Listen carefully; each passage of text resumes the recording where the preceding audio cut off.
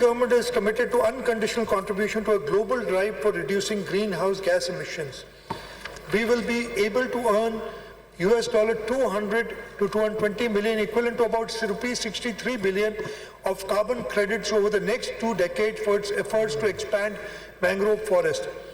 Under the nationally determined contribution NDC to the United Nations Framework Convention on Climate Change in 2021, Sindh government will work on sectors of energy, industry, forest, agriculture and transport to reduce its share of greenhouse emissions based on population, that is 55 tons of CO2 equivalents by 2035.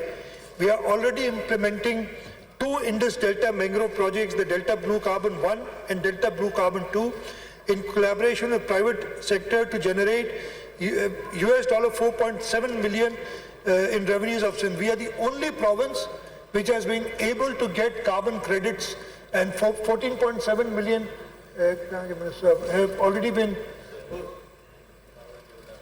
14.7 million. And as I said, over the next couple of decades, we, inshallah, will get about $250 million from carbon credits.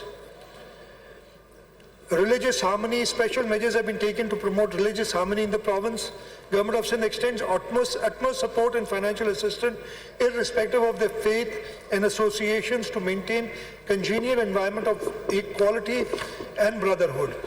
Budget estimate 2023-24 bear witness to this effect with a provision of rupees 1.52 billion.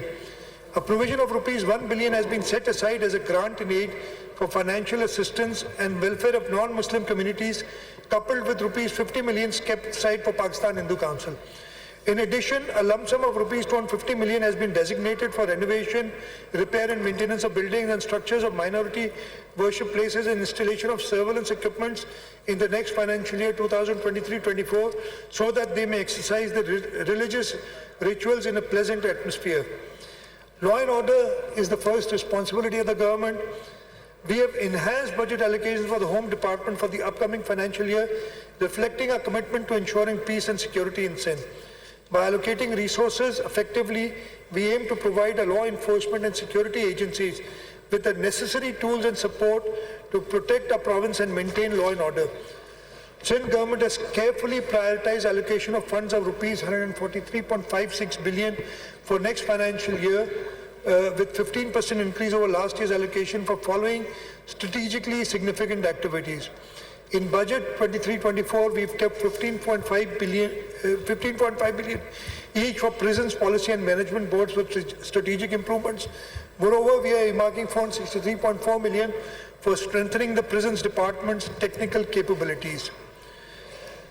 In order to better equip Sindh Police, we have allocated an amount of 2.796 billion in the next financial year for procurement of sophisticated field, military-grade weapons and surveillance equipment.